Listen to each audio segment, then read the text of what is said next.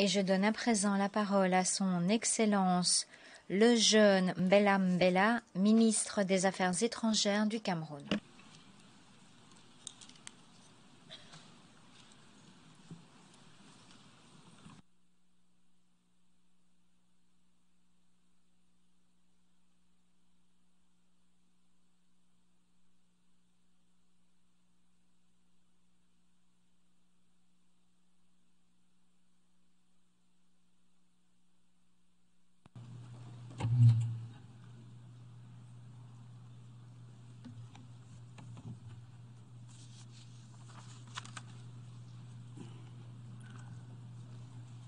Monsieur le Président de l'Assemblée générale, Mesdames, Messieurs les chefs de délégation, Monsieur le Secrétaire général des Nations unies, Mesdames, Messieurs, permettez-moi tout d'abord, au nom du Président de la République du Cameroun, Son Excellence Paul Biya, qui m'a fait l'insigne honneur de nous représenter à ces importantes assises, de vous féliciter, Monsieur le Président, ainsi que tous les membres de votre bureau pour votre brillante élection à la présidence de cette 77e session de l'Assemblée générale. Je saisis cette occasion pour vous assurer du soutien de la délégation camerounaise en vue de l'atteinte des objectifs que vous vous êtes fixés. Je voudrais aussi saluer votre prédécesseur, le ministre Abdullah Shahid des Maldives, pour la disponibilité et l'efficacité avec lesquelles il a assuré son mandat tout au long de la 76e session. Enfin, permettez-moi de redire toute notre appréciation à notre secrétaire général, M. Antonio Guterres, qui, malgré les défis et les temps difficiles de l'heure, a su garder le cap en s'impliquant avec courage, détermination et dévouement à la défense des principes inscrits dans la Charte des Nations unies.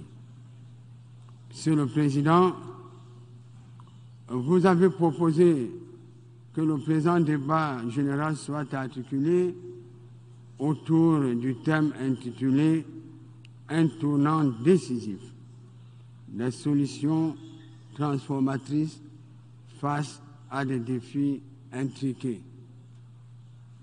Ce thème vient à point nommé dans un contexte particulièrement difficile où la pandémie à Covid-19, depuis bientôt 3 ans, continue d'affecter le cours et la gestion des affaires du monde, dont la complexité au niveau global, régional, sous-régional et national n'est plus à démontrer.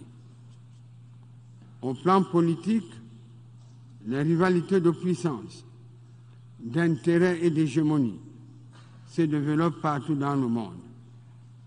Comme corollaire, la course aux armements s'intensifie et continue de s'affirmer, surtout sur les mers et les océans, dans l'espace, y compris l'espace extra-atmosphérique. De nombreux foyers de tension dans diverses régions du monde sont les principaux théâtres d'opération où s'exercent ces chocs dont les ondes et les effets collatéraux amplifient les menaces et les souffrances qui pèsent déjà lourdement sur les peuples et les nations en termes de pertes en vie humaine, pertes matérielles, migration, détérioration de l'environnement, dérèglement des systèmes financiers, crise alimentaire et énergétique, pour n'en citer que celle-là. C'est le cas dans le conflit en cours en Europe de l'Est, auquel nous assistons depuis plusieurs mois. En effet, le gouvernement camerounais suit avec la plus grande attention la situation où s'affrontent l'Ukraine et la Russie. Comme vous le savez, le règlement pacifique des différends entre les États a toujours été l'un des principes fondamentaux de la politique étrangère de mon pays. À cet égard, le Cameroun a, dès le début de cette crise, réitéré sa position en appelant les deux parties à l'ouverture des négociations dans l'optique de parvenir à une solution concertée afin que triomphent les idéaux de paix, de sécurité et de développement durable qui fondent notre organisation. Sur le plan du continent africain, les foyers de tension persistent également. Dans les efforts pour y trouver des solutions, l'on constate, hélas, que certains de nos partenaires viennent très souvent avec des recettes préconçues pour tout et pour tous. Face à ces tendances qui se poursuivent année après année, il est important que la voix de l'Afrique soit écoutée, entendue et soutenue, surtout lorsqu'elle est portée par l'Union africaine. Au plan économique, social et culturel, l'embellie que l'on a observée avant la période de la pandémie à Covid-19 laisse progressivement place au ralentissement et même au déclin des progrès et de l'espoir nés des mesures courageuses prises au niveau multilatéral et national depuis le début des années 2000. Au plan juridique, les engagements internationaux ne sont plus tenus ou ne sont au compte-gouttes du fait des égoïsmes, de l'insuffisance de volonté politique, voire de la crise observée dans le multilatéralisme. Un tel contexte, il n'est pas exagéré d'affirmer que le sort de l'homme et le destin de l'humanité sont en jeu. Monsieur le Président, le premier défi de l'heure qui revêt un caractère global et urgent est la crise climatique. Il n'échappe à personne que le climat change. Le cycle des saisons est déréglé. Les incendies se multiplient, ainsi que les inondations et les ouragans sans précédent dans diverses régions du monde. Les températures atteignent des seuils préoccupants. Les étendues d'eau, à l'instar du lac Tchad, source de vie et de prospérité des populations riveraines, se réduisent à leur portion congrue. C'est le lieu d'appeler au respect des engagements pris dans le cadre des différentes conférences internationales dédiées au changement climatique. Ainsi, est-il plus qu'urgent que des actions soient menées pour finaliser les règles d'application de l'accord de Paris, notamment pour ce qui est de mobiliser les ressources financières en faveur des pays en développement et de rehausser l'ambition climatique mondiale. La COP27, prévue en Égypte à la fin de cette année, revêt à cet égard une importance cruciale. Elle doit apporter des réponses urgentes et décisives pour la survie de la planète et mieux adresser cette préoccupation avec les technologies novatrices. La lutte contre les changements climatiques est un combat de tous, un combat pour tous et un combat de tous les jours. C'est une véritable responsabilité universelle. Conscient de cet enjeu majeur et de ses responsabilités, le Cameroun a pris l'engagement de réduire ses émissions de gaz à effet de serre et a mis sur pied un cadre juridique et institutionnel approprié pour y parvenir. Grâce au massif forestier du bassin du Congo, l'un des poumons écologiques du globe, les pays de l'Afrique centrale, réunis au sein de la COMIFAC, apportent une contribution majeure à la recherche de solutions au changement climatique dans le monde. Ils demandent en contrepartie que des ressources financières et technologiques suffisantes, régulièrement promises par les pays développés, leur soient octroyées pour leur permettre de garder, d'entretenir et de régénérer cet important bassin écologique. Il en est de même des financements nécessaires à la mise en œuvre des projets conçus dans le cadre de l'initiative Sahel vert ou de la restauration du bassin du lac Tchad.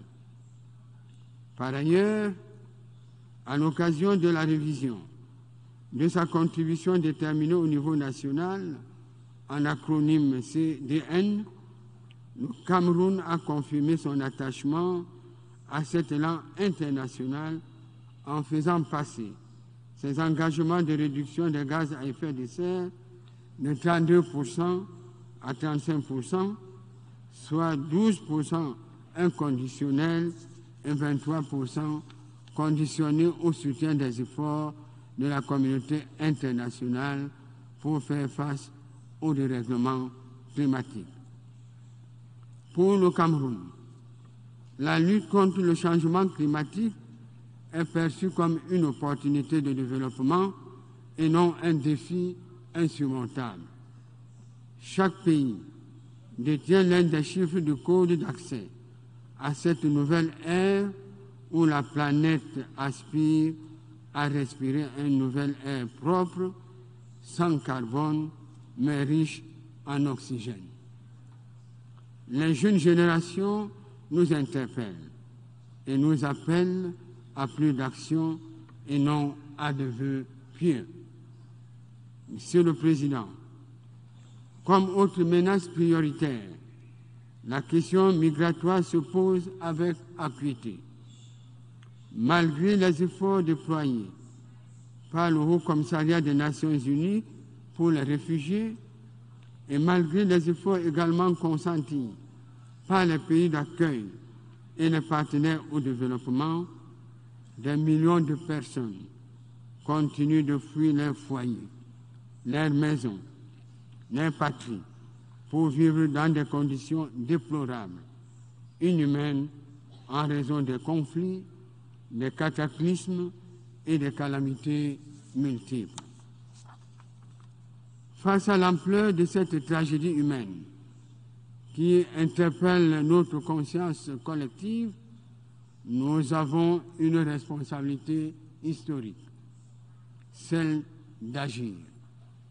Et mon pays n'entend pas s'y dérober.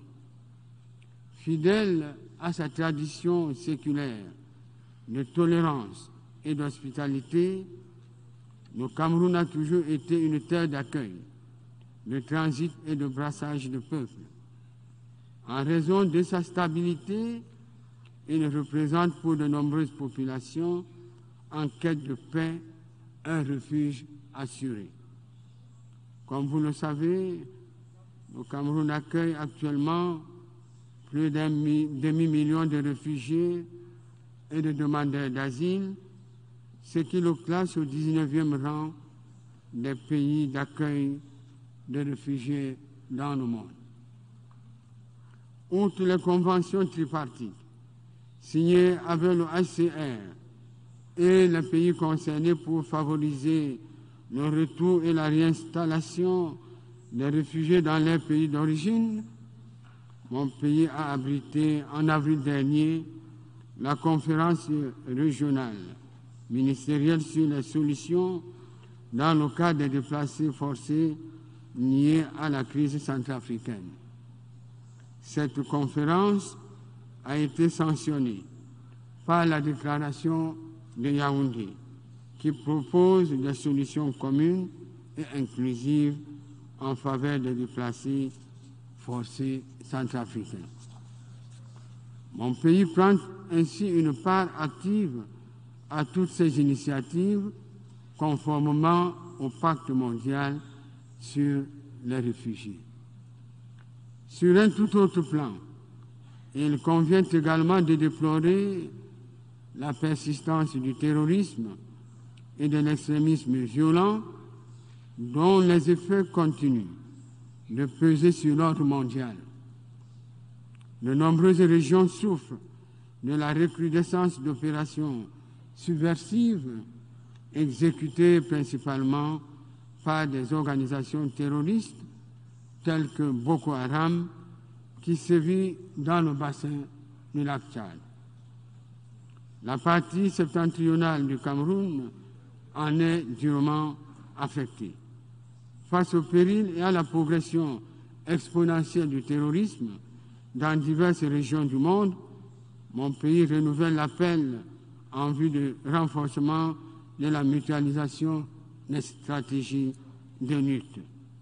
Cette mutualisation vise à combattre réellement cette menace sous toutes ses formes et dans toutes ses manifestations, à renforcer les capacités des États souverains qui en sont victimes, à traquer pour les neutraliser les possibilités de financement, à amender et à actionner les accords internationaux et régionaux de répression sans complaisance du terrorisme en mutation constante.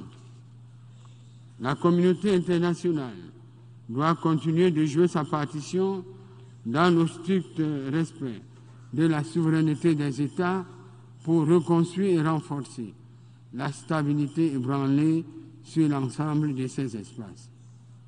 Nous remercions nos partenaires bilatéraux et multilatéraux qui apportent une assistance à la force multinationale mixte mise sur pied par les pays du bassin du lac Tchad pour combattre et éradiquer Boko Haram.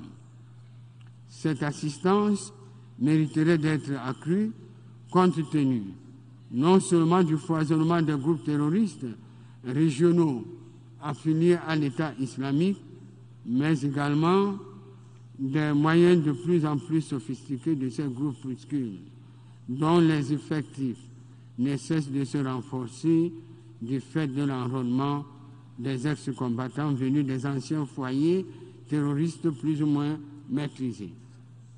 Monsieur le Président, il est impératif que la communauté internationale continue de s'investir dans la lutte contre la pauvreté et les inégalités.